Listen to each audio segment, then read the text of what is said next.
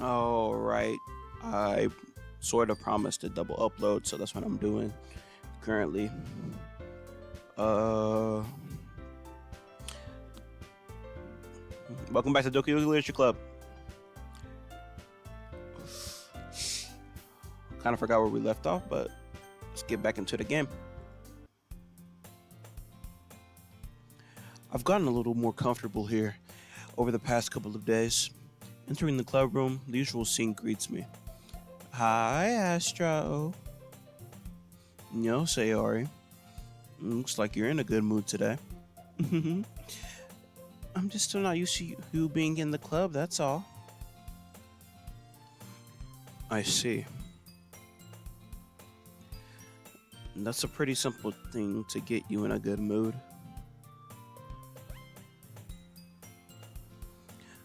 But I guess it's always simple things with you anyway. Speaking of which, I'm kind of hungry. Will you come with me to buy a snack? No thanks. Eh? That's not like you at all. I have my reasons. Why don't we go take a look at your purse, Sayori?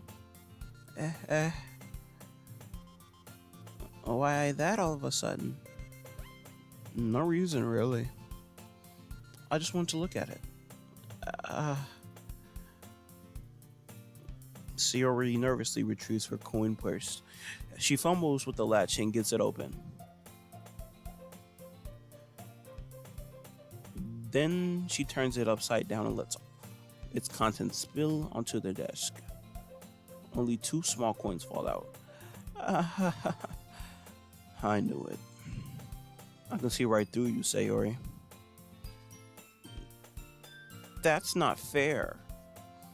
How did you even know? It's simple.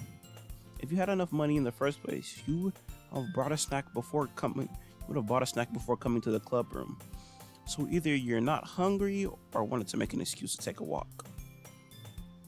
Or you conveniently forgot that you spent all your money so that I would lend you some. But there's one more thing. You're always hungry. So there only leaves one option. I give up. Don't make me feel guilty. If you feel guilty, that means you deserve to feel guilty.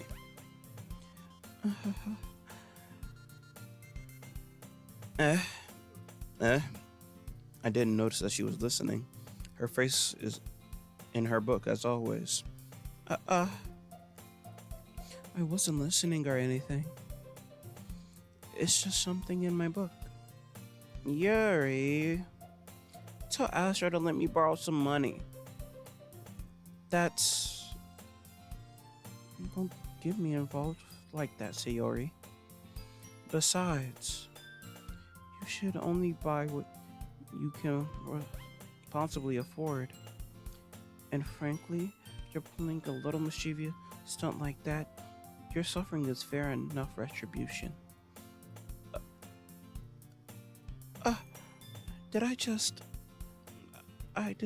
I didn't mean it like that.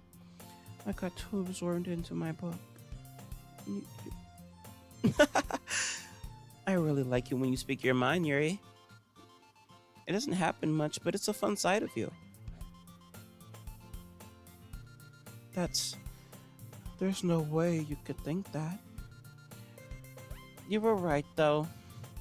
I did something bad, so now I have to accept the revolution.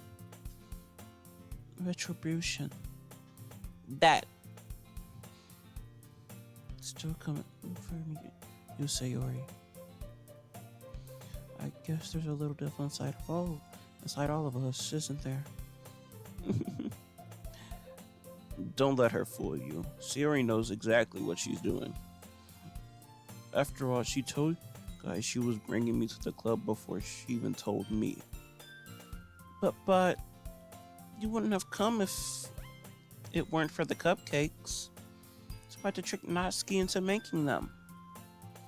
Come on, give me more credit than that, Sayori. What? Out of nowhere, something smacks Sayori's face and tumbles onto the desk. Ow. What was. Eh? A cookie? Sure enough, it was a giant cookie wrapped in plastic. Sayori glances around. Is this a miracle? It's because I get paid my restitution. Retribution. Actually, that one almost worked. I was just gonna give it to you, but then I heard you blab about the cupcakes. It was totally worth seeing your reaction, though. Natsuki, that's so nice of you. I'm so happy. Sori hugs the cookie. Geez, just eat it. Sori rapidly tears open the wrapper and takes a big bite. So good.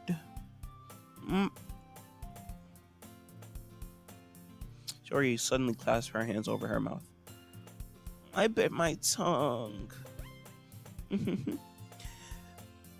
You're going through a lot over just one cookie.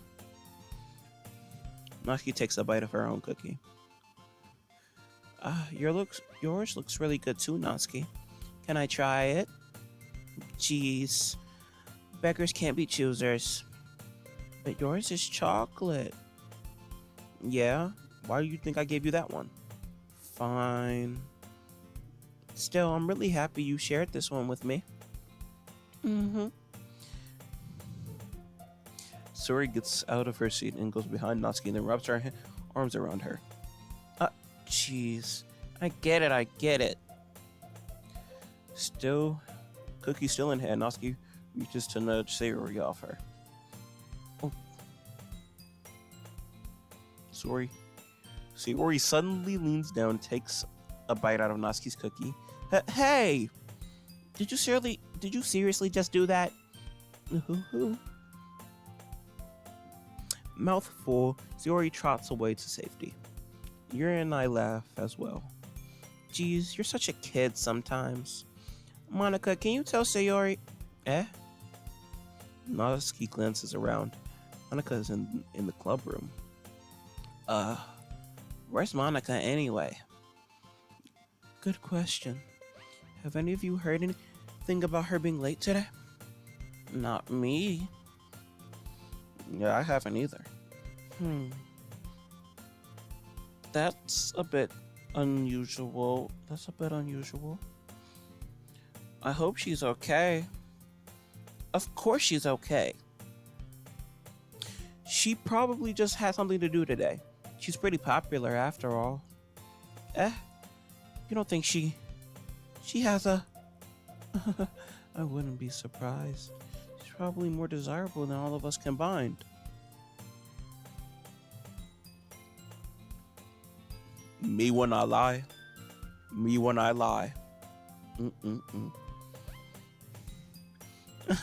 That's true. Excuse me? Suddenly the door swings open. Sorry, I'm super sorry. There you are. I didn't mean to be late. I hope you guys aren't worried or anything. Monica chose the club over her boyfriend after all.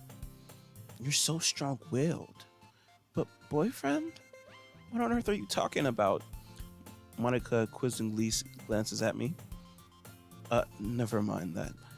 What held you up anyway? My last period was study hall. To be honest, I kind of just lost track of time.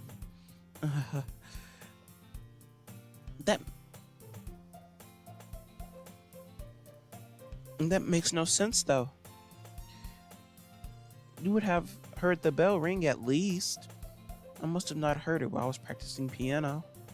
Piano?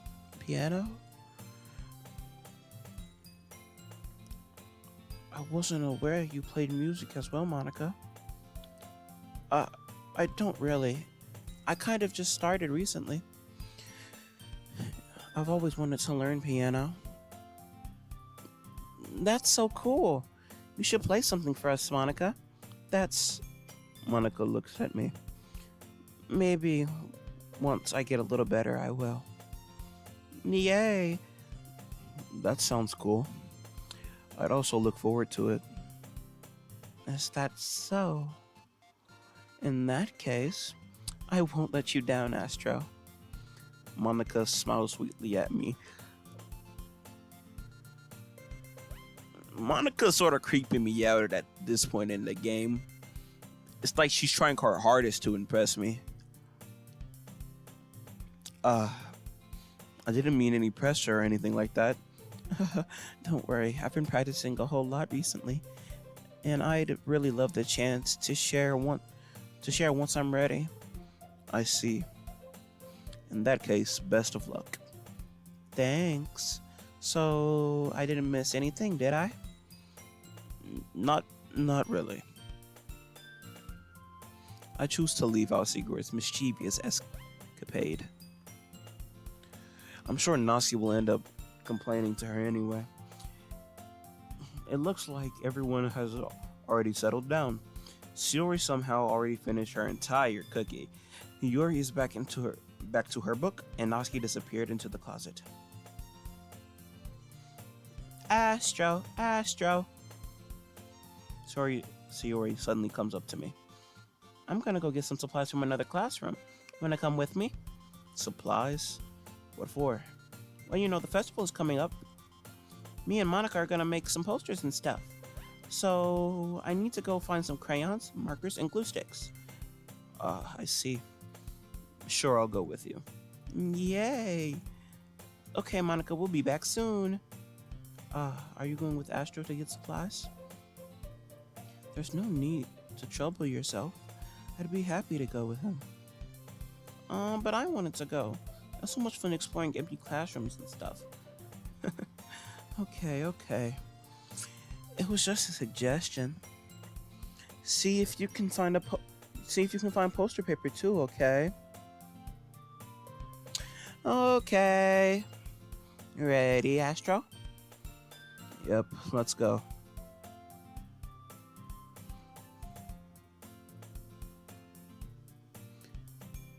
Shiori and I exit the club room. I follow behind as Shiori hums and skips around the hallway. Honestly, it feels like I'm taking a kid to the mall or something.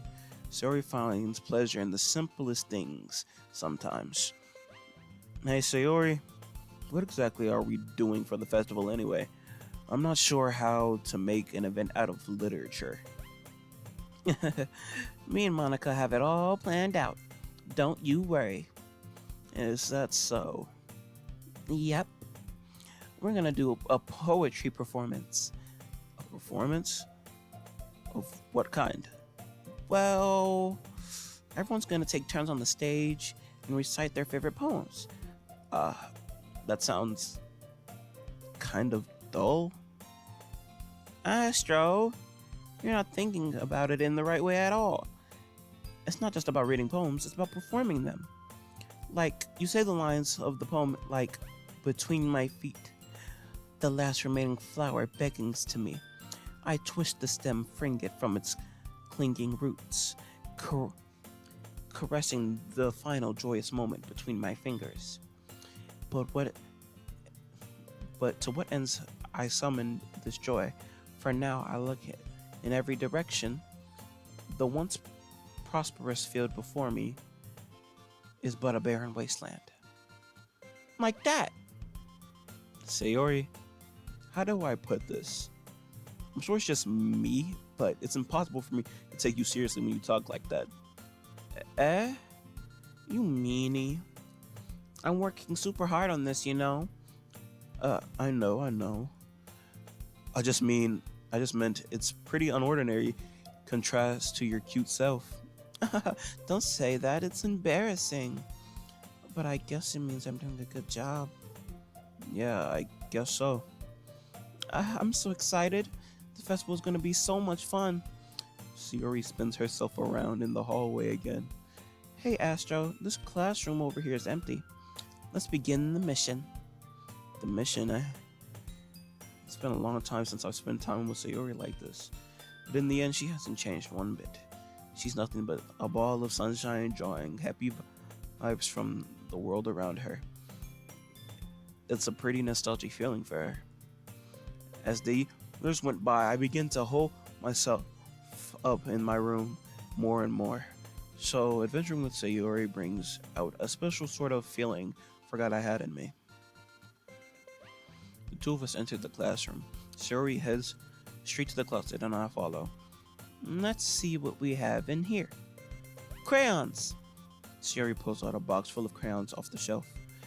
They're the best brand, too. They're kind of dirty, though.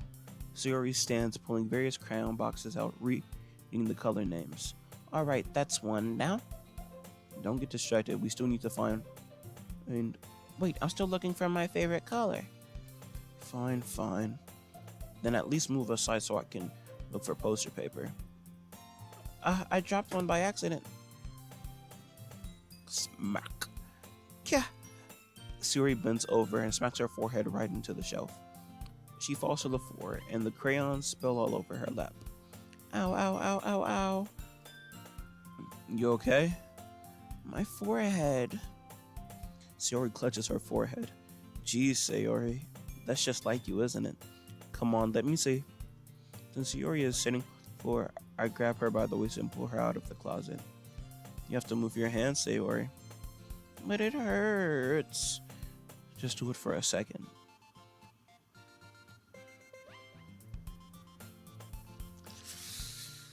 I want to thank this game for blessing me with this glorious picture. It's peak. This is peak gaming, guys. Peak gaming. Dating simulators, peak gaming, guys. Trust. I gently brush her bangs to the side. Ow.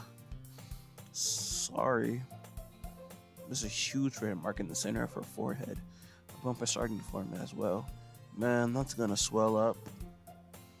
I should find you some ice. Astro. Where would I even find ice around this time? I guess a cold drink would do. You don't have to. I thought we're looking like a unicorn. Even when singing Pain Siri makes a silly joke. What are you saying? I'll be right back, okay? Okay.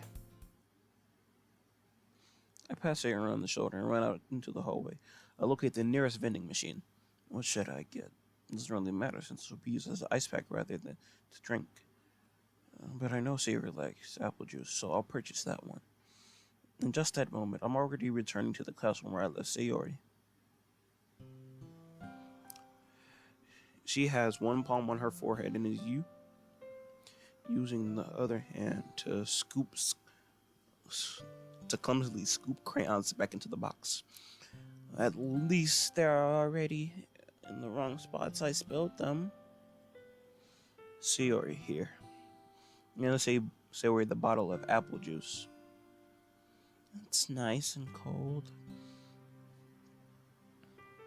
Sayori opens the cup and starts drinking for it. Sayori, what are you doing? It's for your forehead, idiot. Sorry, I forgot.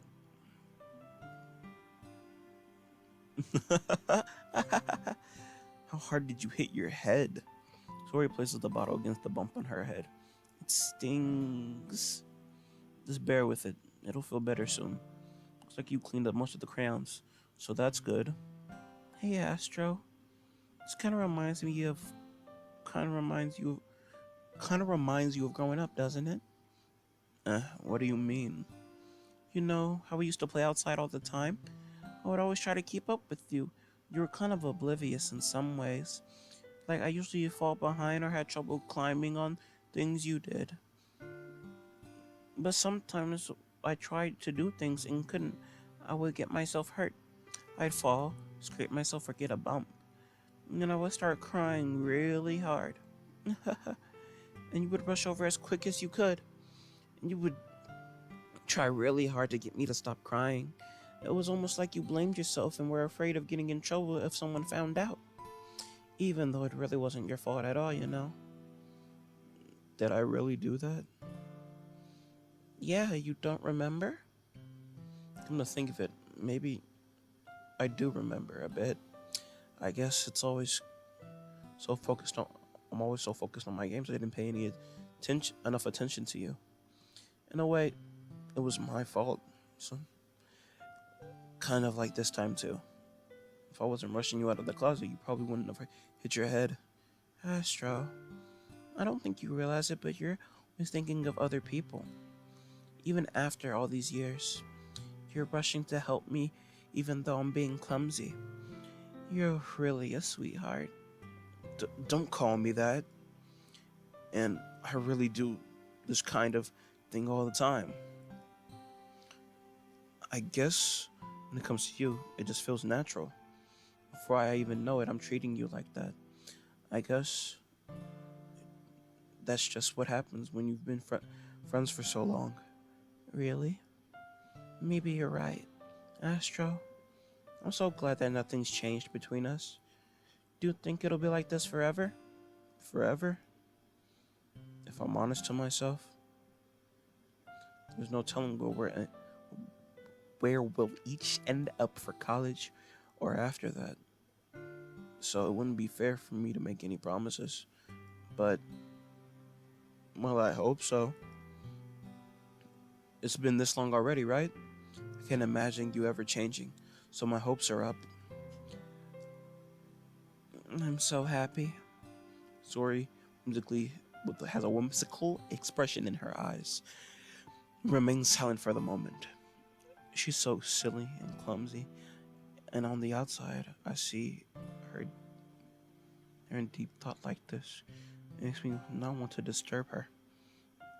I guess we should go back. I don't want to worry Monica, you know? Good luck with that. She's gonna see your forehead either way. Not if I hide it under my bangs. Sori hops to her feet. Ah! She clutches her forehead again. Don't stand up so fast after hurting yourself. Oh, well, I guess it's too late now. Anyway, let's go. I follow Sori out of the classroom. Sori plays with her banks to try to hide the pump, but without much success. In a moment, we make it back into the club room. Ah, you're back. Good timing. I was about to get ready to start sharing our I was just about to get ready to start sharing our poems. Sayori, your forehead. She's fine. Don't worry about it. I was playing with some crayons and smacked my head into the shelf.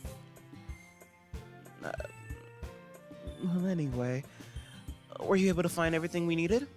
I have it right at. Sayori frantically says around. I forgot all the stuff. Calm down, Sayori. I have it all right here. I found the poster paper too. Sounds like you ended up doing all the work, Astro. Well, Sayori. I failed to come with the kiss for Sayori. I made it an adventure. Yeah, that. Okay. In any case, good work. I'll start working on the posters tonight. Me too. Okay, everyone. Are you ready to share your poems? I guess I should grab mine. After making sure the crayon box is closed tightly, I return to my seat. I gotta read all these poems again! You don't know how much strain this puts on my voice, having to switch monotones and visuals of my voice just to make a female voice. This is really difficult. Not for the faint of heart either. All right, let's go in order again. Astro, I really love your poems. I can't believe you've been hiding these from me.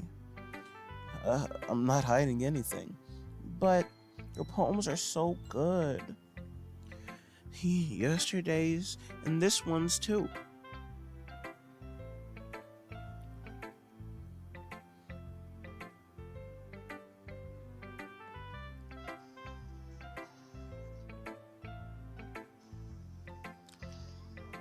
My bad. You can't tell me you haven't done this before. I mean, you're really one of the you're really the only one that feels that way. So,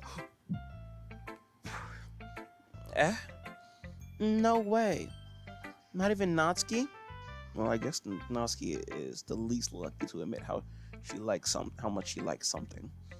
But I don't think that's that. What do you mean? Well, I guess I'll be honest about it. It's a lot easier to write poems when I'm thinking about you. She wanna have my some DJ's got. Let me stop. Let me stop. Let me stop. Let me stop. Eh? Whoa, whoa, whoa. Uh, Stop thinking weird things, idiot. I just mean you're a really expressive person, I guess. How am I supposed to write poems about my own stupid life? But somehow you make everything in your life an adventure. Even the little things. Like cooking. Let's not talk about that. So, yeah. I guess what I'm saying is that I feel more feelings through you than I can myself.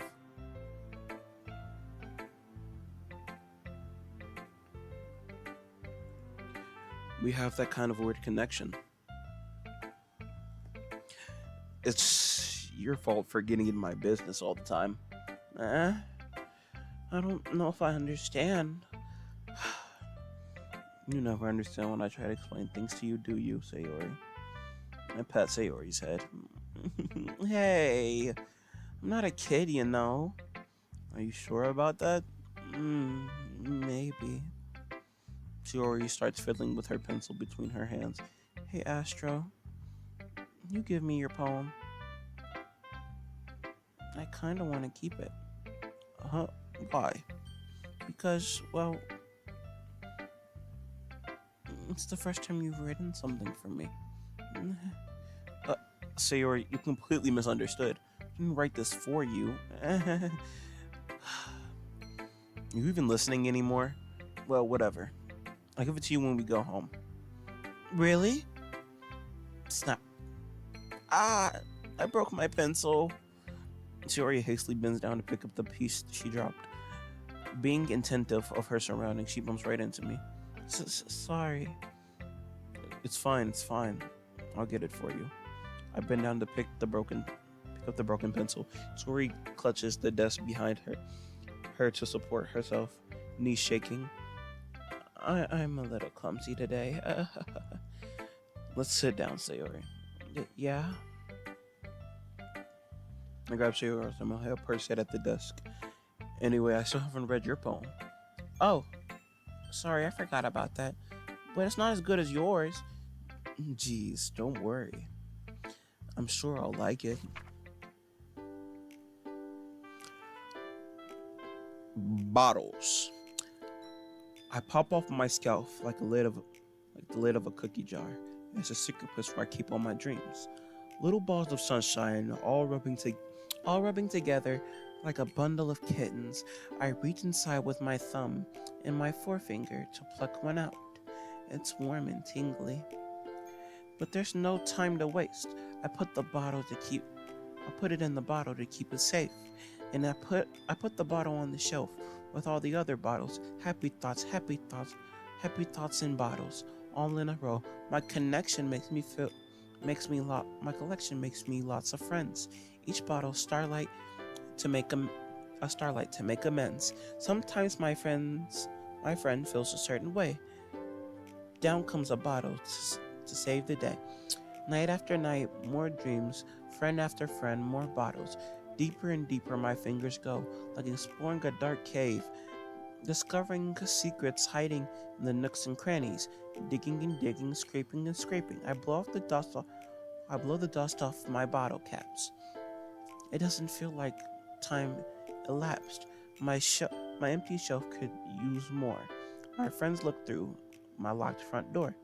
Finally done, I open up, come in, my friends. They come in such a hurry. Do they want my bottles that much? I frantically pull them off the shelf, one one after the other, holding them out to each and every friend, each and every bottle. But every time I let go, it shatters. The tile between my feet, happy thoughts, happy thoughts, happy thoughts, in shards all over the floor. They were supposed to be my friends who aren't smiling. They're shouting, pleading, something. All I hear is an echo, echo, echo, echo inside my head. Holy crap. Shiori, did you really write this? Of course I did. Didn't I tell you yesterday I was gonna write the best poem ever? Yeah, but I didn't expect something like this coming from you. Monica taught me a whole lot. I've been really with my feelings recently. I see that. It's almost kind of creepy. Creepy? Well, not exactly. But maybe it's because I'm so used to you being cheerful. Well, never mind. I'm thinking too hard about it. The point is, it came out good. You should be proud of it. Oh, thanks. I feel like I was meant to express myself this way.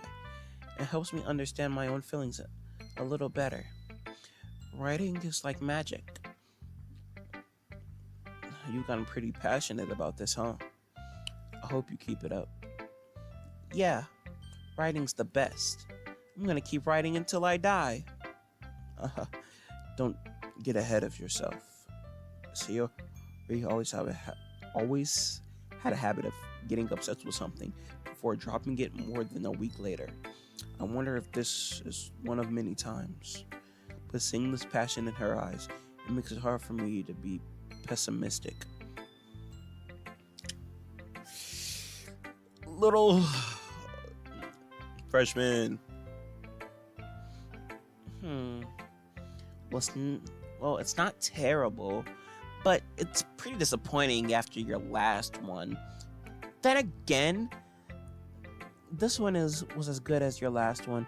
If this one was as good as your last one, I would be completely pissed. Well, I guess I'm going to try something a little different this time. Fair enough, you're still new to this, so I wouldn't expect you to find your style right away. Come to think of it, this kind of reminds me of Sayori's poem from yesterday. You think so? Yeah, well, I guess you've been friends with her for so long, you might be on the same wavelength. But you never really struck me as her type. Sayori has a type all of a sudden? Well, I don't know, but honestly, how can someone so fluffy spend so much time with someone like you? Like, it's like she's completely dragging around a dead weight. That's a little unnecessary. But if you think it this way, if it weren't for me, she would probably fly away. Like letting go of a balloon. You could say we take care of each other in our own way. Whatever, I don't get it. Oh yeah, I guess I'm supposed to show you my poem. Here. Amy likes spiders. You know what I heard about Amy? Amy likes spiders. Icky, wriggly, hairy, ugly spiders. That's why I'm not friends with her. Amy has a cute singing voice. I've heard her singing my favorite love song. Every time she sang the chorus, my heart would pound to the rhythm of the words. But she likes spiders. That's why I'm not friends with her. One time I hurt my leg really badly. Amy helped me up and took me to the nurse. I tried not to let her touch me. She likes spiders, so our hands were probably gross. That's why I'm not friends with her. Amy has a lot of friends. I always see her talking to people, but she probably talks about spiders. What if her friends start to like spiders too? That's why I'm not friends with her. It doesn't matter if she has the same hobbies. It doesn't matter if she keeps it private. It doesn't matter if she doesn't hurt anyone. It's gross. She's gross. The world is better off without spider lovers. And I'm gonna tell everyone. Not bad, right? It's quite a bit longer than yesterday's. Yesterday's was way too short. I was just warming up. I hope you didn't think that was the best I could do. No, of course not. Anyway, the message is pretty straightforward in this poem. I doubt I have to explain it. She's throwing shots at Yuri. Sometimes you gotta explain the complicated issues with much simpler analogies. It helps people realize how stupid they're being. Like anyone would agree with the subject of this poem is an arrogant jerk. Do you know people like that? Of course. It's about how everyone thinks my. That doesn't matter. It can be about anything. I wrote this poem to be easy to relate to. Everyone has kind of a weird hobby or a guilty pleasure. Something that you're afraid of if people find out. They'd make fun of you for it and think less of you. But that just makes people stupid. Who cares if someone what someone likes? As long as they're not hurting anyone, it does and it makes them happy. I think people really need to learn to respect others for liking weird things. Well, you're definitely right. At least I can relate to that. And I'm sure a lot of other people can too. It's what I do best after all. I don't like writing unless there's a good message to take away from it. Like conveying emotions is important. But I want people to think, not just fail. Remember that. I'm gonna write a good one for tomorrow too. So look forward to it.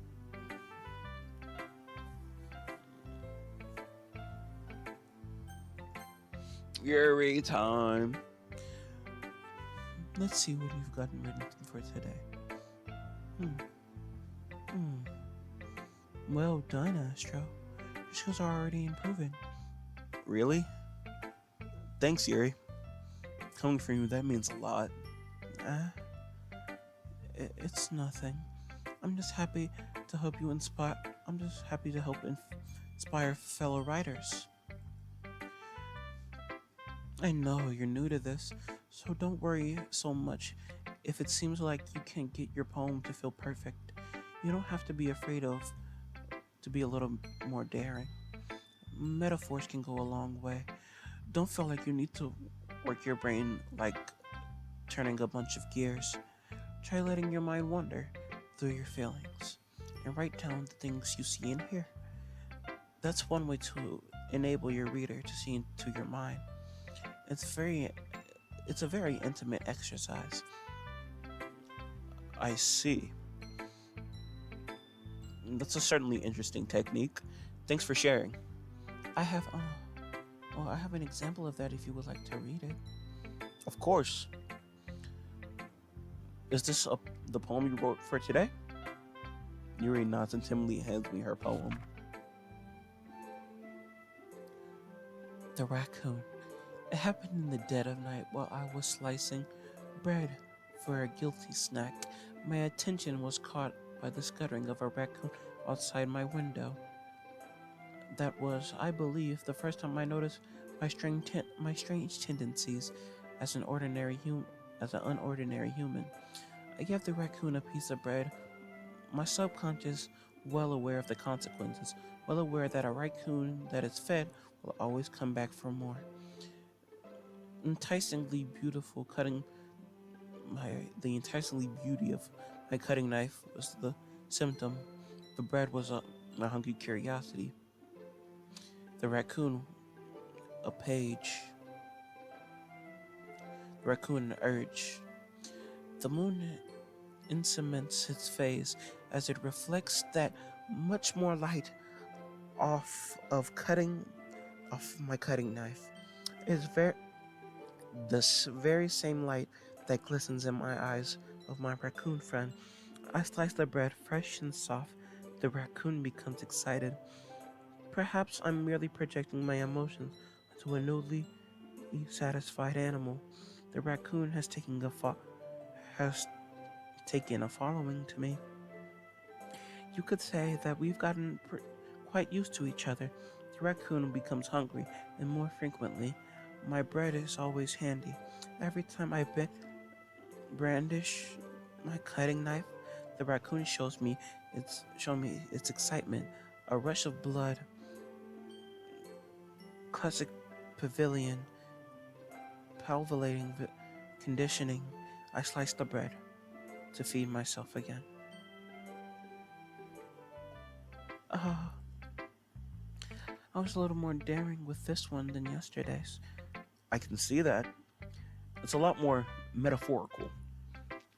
I don't know if it's my fault, but I can't begin to imagine what this poem is about.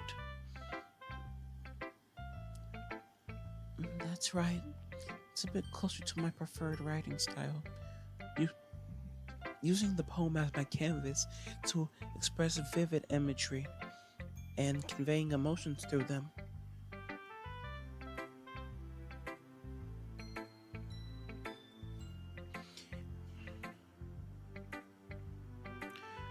Yeah, yeah, if I take it at face value, then I can't figure out what it's supposed to mean. Well,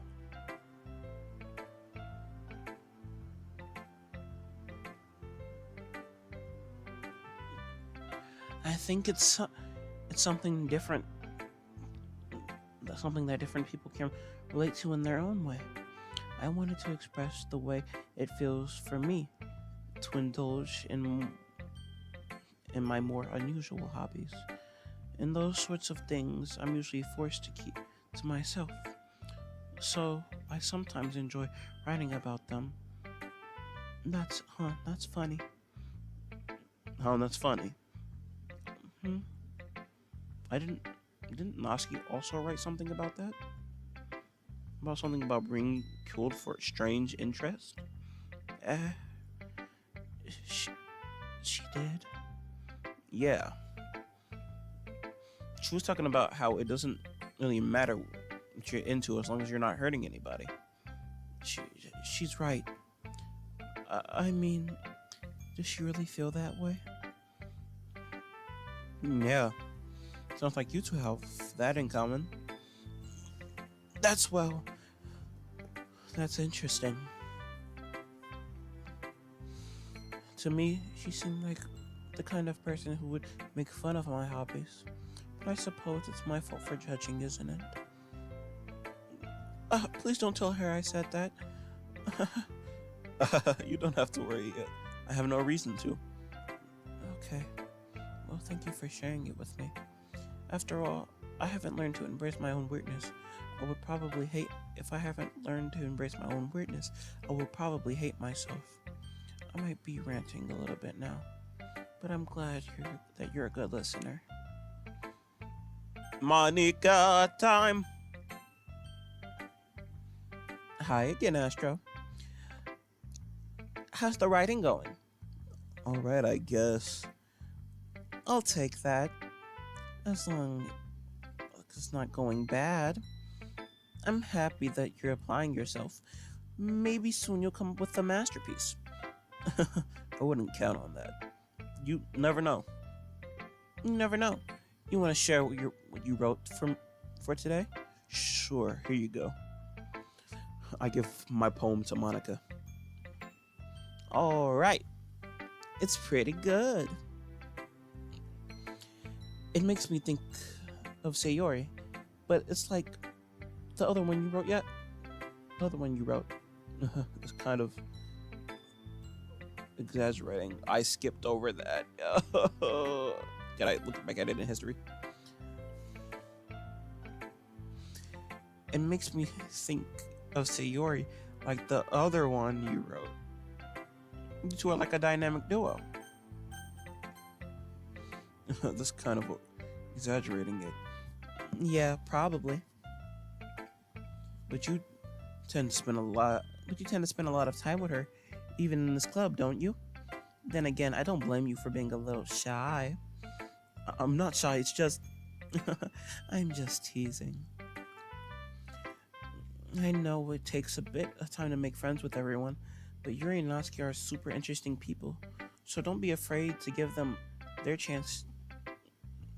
share of time. You can talk to me every now and then too. I'm not like unapproachable or anything, am I? No, it's nothing like that. It's just I'm still just getting used to being here, that's all. Yeah, I'm sorry if I was putting pressure on you or something. I really didn't mean anything like that. No, don't worry.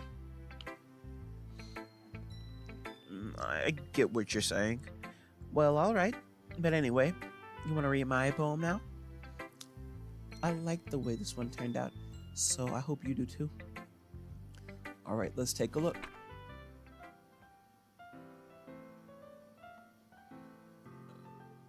Kind of a weird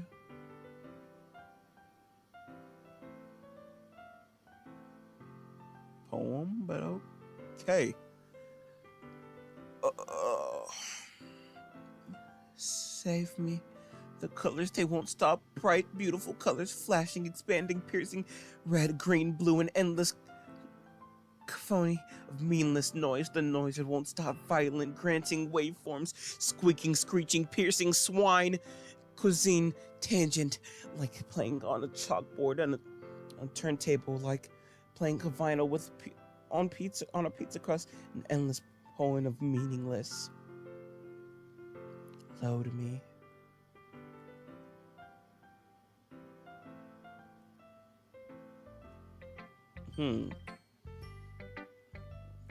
It's more abstract than the last one, huh? I guess it's just the way that I write. I'm sorry if you don't like it. No, I never said that. It's just a kind of thing I've never really seen before, I guess. I Let me open this.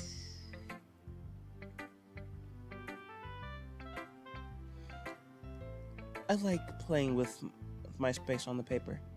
Choosing where and how to space your words can totally change the mood of the poem.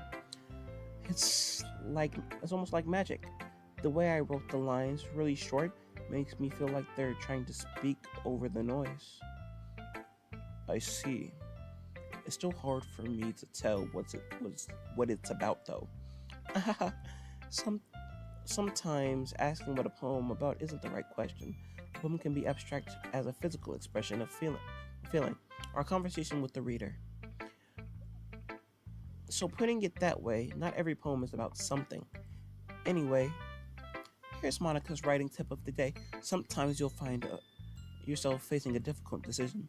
When that happens, don't forget to save your game. You never know when you might change your mind, or something unexpected might happen. Wait, is that tip even about writing? What am I even talking about? That's my advice for today. Thanks for listening. Okay, everyone. We're all done reading each other's poems, right? I have something extra planned today. So if everyone could sit in front of the room. Is this about the festival? Well, sort of. Do I really have to do something for the festival? It's not like we can put together anything good in just a few days. We'll just end up embarrassing ourselves instead of getting any new members. Well, that's a concern of mine as well. I don't really do well with last-minute preparations. Don't worry so much.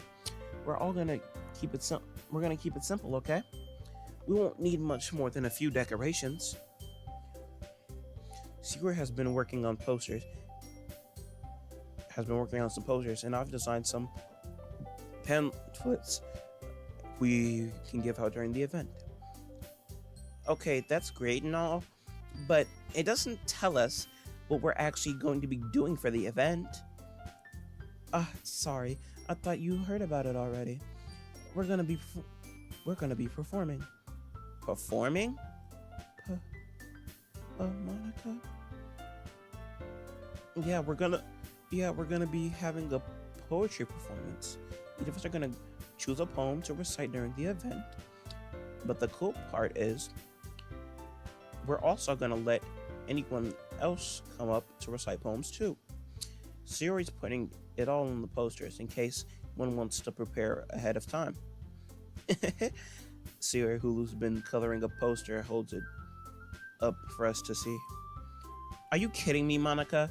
You didn't start putting those posters up, did you? Well, I did. Do you think that it's a bad idea? Bad of an idea? Well, no, it's not a bad idea. But I didn't sign up for this, you know? There's no way I'm going to be performing in front of a group of people like that. Uh, I agree with Natsuki. I could never in my life do something like that. Imagining it, Yuri shakes her head in fear. Guys, no, Sayori. No, Sayori. I understand where they're coming from. Remember that Natsuki and Yuri never share their poems with anyone until a couple of days ago. It's like asking them to recite their poems aloud to a room full of people. I guess I kind of overlooked that, so I'm sorry. But I still think we should give it our best. We're the only ones responsible for the fate of this club. If we start the event and put on a good performance, then it will inspire others to do the same. Well, the more people we perform, the better it will be able to show what literature is all about.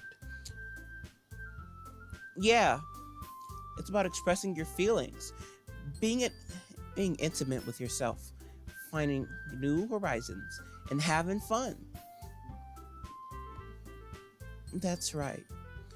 And it's those reasons we are all in this club today. Don't you want to share that with others? To inspire them to find the same feelings that brought you here in the first place? I know you do. I know we all do. And if it takes a stand in front of people for 2 minutes and reciting a poem, then I know you can do it. Natsuki and Yuri remained silent. Sayori looked worried. I guess that leaves me no choice. I agree. I don't think it's too much to ask. I think Sayori and Monica have been trying really hard to get new members. The least we can do is help them out a little bit. Well, maybe, but looks like Natsuki doesn't have any arguments left. Okay, fine. I guess I'll just have to get it over with. All right. Phew. Thanks, Natsuki. What about you, Yuri? Yuri dejectedly glances at everyone else, expecting faces. I guess I really don't have a choice. That's everyone. You're the best, Yuri. This club is seriously gonna be the death of me. Oh gosh. That doesn't seem like foreshadowing at all. But anyway, let's move on to the main event. I want each of you to choose a poem of yours. We're going to practice reciting them in front of each other. No way. Monica, this is too sudden. Well, if you can't recite your poem in front of the club, how do you expect to do it in front of strangers? Oh no. Don't worry. Oh, don't worry, I'll start off to help everyone feel a little bit more comfortable. Can I go next? Of course. Now let's see. Monica flips through her notebook to be specific to the specific poem she has in mind for herself. Then she stands there behind the podium.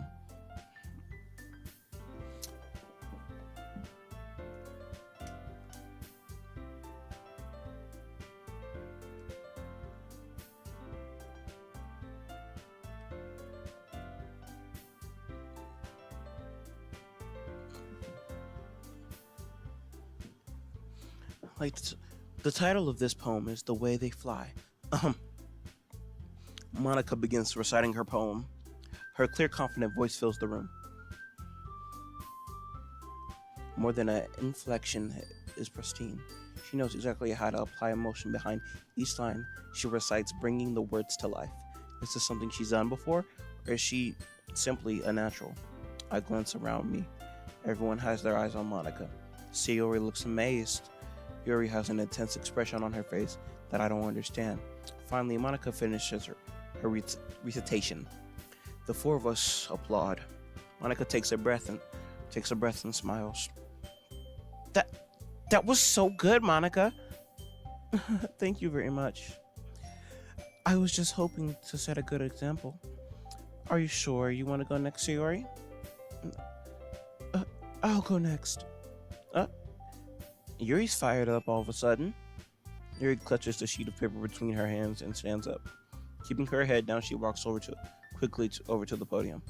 This poem is called. Yuri anxiously glances at each of us. You can do it, Yuri. It's called After Image of a Crimson Eye. Yuri's voice shakes as she starts reading the poem. Just a moment ago, she was practically refused to do this. Why is she putting in so much effort?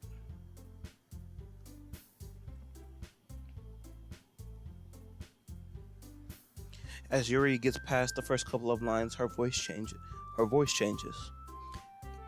It's almost like what happened when Yuri gets absorbed in her books. Her quivering words transform into sharp syllables of a fierce and confident woman. That's a woman after all. The poem is full of twists and turns in the structure that has and communicates with perfect timing. This must be a rare glimpse into the whirling fire Yuri keeps concealed inside her head. Suddenly, she's finished. Everyone is stunned. Yuri snaps back into reality and glances around her as if she's bewildered even herself. It's up to me to save this situation. I'm the first one to start applauding. Everyone joins me afterward. We give Yuri the recognition she deserves. It's not that we didn't want to applaud her for her. We were just caught so off guard that we must have forgotten. As we applaud, Yuri holds the poem to her chest, rushes back to her seat. Yuri, that was really good. Thank you for sharing. Yuri looks down. Looks like Yuri is down for the count. Okay, I guess I am next then. Yuri hops out of her chair and cheerfully walks over to the podium. This one is called My Meadow. Sorry, I giggled. Sayori. It's a lot harder than I thought. How did you guys do it so easily? Try not to think of it like you're reciting to other people, like you're reciting it to yourself in front of a mirror or in your own head.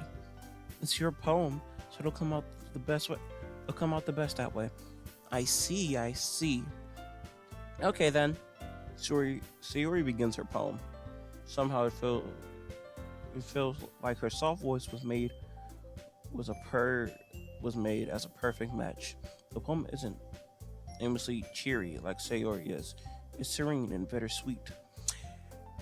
If I were to read this on paper, I probably wouldn't think much of it. But hearing it come from Sayori's voice almost gives it a whole new meaning. Maybe this is what Sayori meant when she said she likes my poems. It's like I get to reach more deeply into someone I thought I knew, through and through. Sayori finishes and we applaud. I did it! Good job, Sayori. Even Astro liked it. I guess that's a good sign. What does that even mean? It came out nicely, Sayori. The atmosphere of the poem fits you really nicely, but it might be that other poem wouldn't quite work out with that kind of delivery. I don't really understand. In other words, I've seen poems of yours where the sort of gentle delivery wouldn't work as well. They might need a little more force behind them depending on what you're reading. Oh, I know what you mean. Well, I've been practicing that kind of thing. It's just embarrassing to do it in front of everyone. Well, next time I'm going to make you pick a poem that challenges you a little more. We don't have much time before the festival, you know. Okay. Now, who's next? Natsuki? Hmm. Don't make me go before Astro. It's not like I can compare to you guys anyway. Might as well let Astro lower everyone's standards before I have to do it. Natsuki. It's fine, it's fine. I might as well get it over with, but it's not like I have much of a selection to read. I'll just go with the one I wrote today. As I'm in front of everyone, everyone has their eyes on me, making me feel terribly awkward. I recite my poem. So I'm not exactly confident with my own writing. It's hard to put energy into it. Despite that, once I finish, I receive applause anyway. I'm sorry, I'm not really that good as everyone else. Don't worry about it so much. I think it's less about your abilities and more about your lack of confidence in your writing. That's something. That's something that'll be improve over time. No. Yeah, maybe. Alright then. That just leaves you, Natsuki. Yeah, I'm going.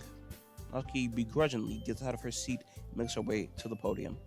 Well, the poem is called. It's called. Why are you all looking at me? Because you're presenting? Anyway, this poem is called Jump. Natsuki takes a breath. When she starts reciting the poem, her sour attitude disappears a little. While she's still a little enthused, her poem and rhythm and rhyme to it. It's Natsuki's trademark style. It works surprisingly well when spoken aloud. The words feel like they bounce up and down, as if giving life to the poem. Natsuki finishes and everyone applauds. She huffs back to her seat. That wasn't so bad, was it? Easy for you to say. You better not make me do that again. Well...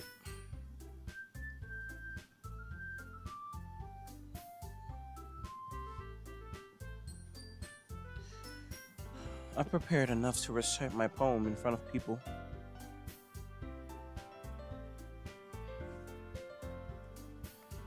In front of other people. I mean, doing it in front of other people will be way easier. I could put whatever face I want on for other people. When it's just my friends, it's just embarrassing. And that's a surprise, Natsuki. I think it would be the other way around for me. Well, that's just how it is. So, well, I guess in that case, you won't have to worry much about for the festival. That said, I want to thank everyone for coming through. It might be hard, but I hope that all of you have an idea of what it's like now. Make sure you pick up poems and get enough practice before the festival, okay? I'll be making pamphlets. So let me know ahead of time what you'll be reciting. Jeez, I should probably find some other poem to recite instead. That's fine too. Doesn't have to be your own. I'm already pleasantly surprised you're putting in all of this effort for the club. It makes me really happy. Yeah, no problem. Okay, so everyone, I think that's about it for today. I know the festival is coming up, but let's try to write poems for tomorrow as well. It's been really working out nicely so far, so I'd like to continue that. As for the festival, we'll finish planning tomorrow, and then we'll have the weekend to prepare. Monday's the big day.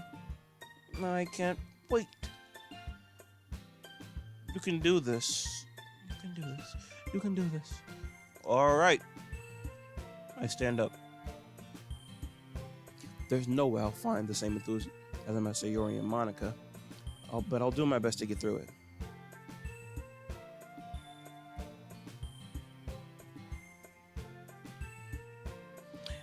If it's for the sake of the club, impressing Monica. I'm low-key trying to put the moves on her. Hold up, shorty.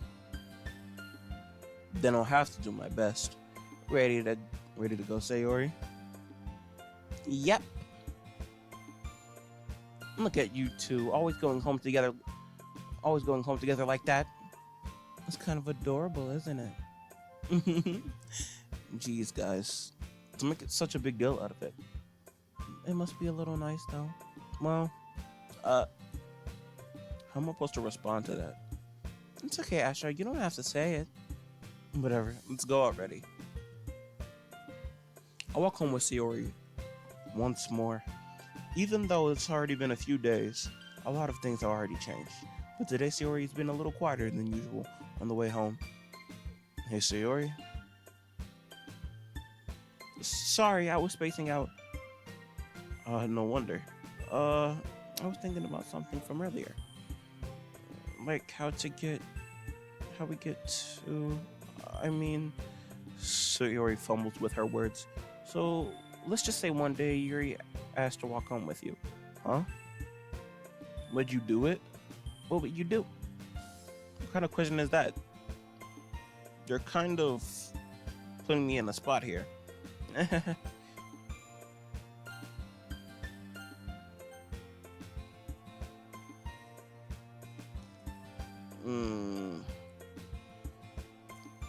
There's a choice. I'm scared. I don't know what's happening. I've never played this game before fully through.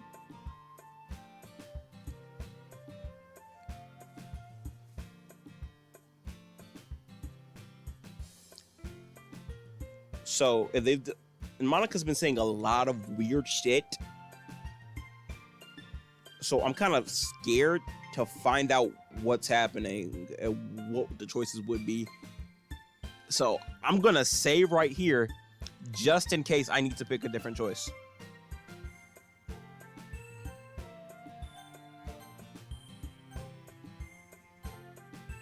Sayori, you think I would ditch you for Yuri? But she's so beautiful and smart. Jeez. You already see her in the club every day. Besides, you'll really like going home together. I wouldn't just ruin that for you. You're so silly, Astro. You think about me too much sometimes. You would deserve it if she wanted it, but so... Sorry, I've already made up my mind. I really can't figure you out sometimes. Sorry. Besides, what's the point of speculating something that's never going to happen? The conversation trails off. It's kind of weird for Sayori to care so much about, but I want to respect her and keep her happy too. Then again, the festival is a few days away. Who knows what will happen in that time?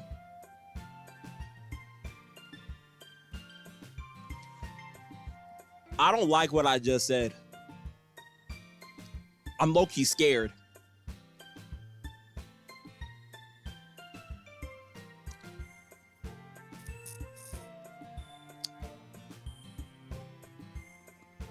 Because a lot of shit could happen in that time. Because a lot of stuff could happen in that time. I'm terrified to figure out what's going to happen. But I just got to continue playing the game to figure it out.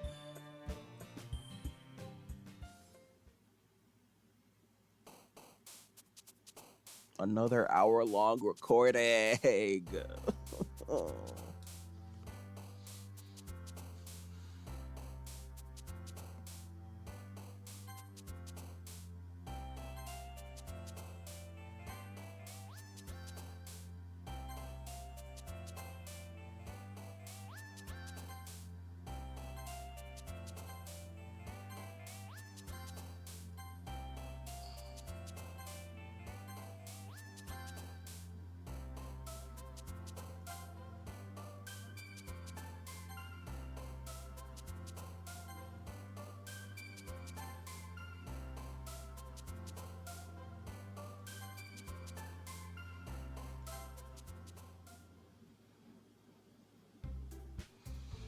Oh man, I'm the last one here today again.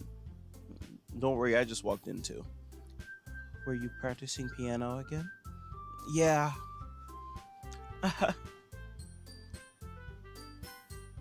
I'm gonna stop right here for the double upload today. So I'm really invested in the story. Sort of scared what was gonna happen because of that little plot point right there with the choices. But yeah, I'm just gonna try to enjoy the game as much as possible. And yeah, that's pretty much it. Lurking Asterix signing off. See you guys in another video. Like and subscribe if you want more. Yeah, pretty much.